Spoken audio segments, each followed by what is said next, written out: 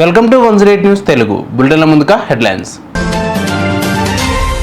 Target Telangana, నేడు మోడీతో TBJP ఎంపీలు ఎమ్మెల్యేలు భేటీ.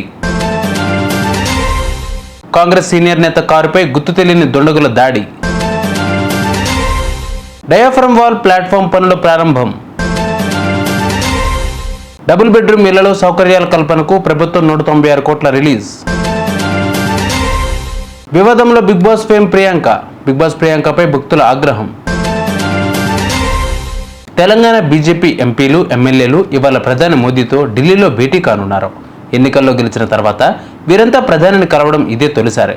రాష్ట్రంలోని తాజా రాజకీయ పరిణామాలపై ప్రజాప్రతినిధులు మోడీతో చర్చించనున్నారు.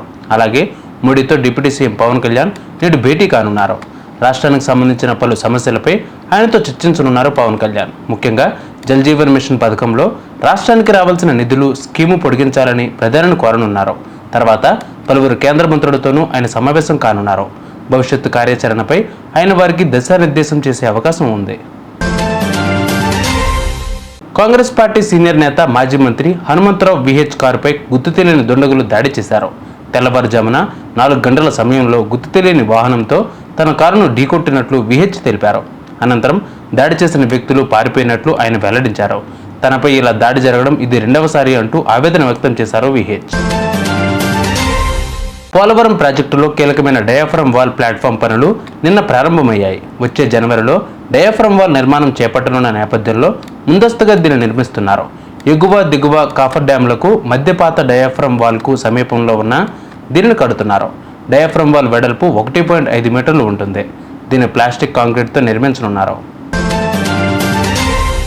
రాష్ట్రంలో డబుల్ బెడ్రూమ్ ఇళ్లలో సౌకర్యాల కల్పనకు ప్రభుత్వం 196 కోట్లు విడుదల చేసింది.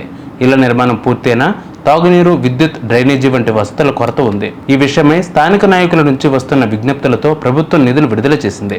కాగా మౌలిక వసతులు పూర్తి చేయాల్సిన ఇళ్లు ఇంకా 40,000 ఉన్నట్లు అధికారులు తెలిపారు. బిగ్ బాస్ ఫేమ్ సీరియల్ నటి ప్రియాంక సరదా కోసం చేసిన పని వివాదానికి దారితీసింది. తిరుమల నడక మార్గంలో స్నేహితుడితో కలిసి వెళ్తూ తమపై చిరుత అటాక్ చేసిందని పేర్కొంటూ ఇటీవల ఓ ప్రాంక్ వీడియో చేశారు. దీనిపై టీటీడీ బోర్డు సభ్యులు సీరియస్ అయ్యారు. వారిద్దరిపై చర్యలు తీసుకోనున్నట్లు తెలిపారు.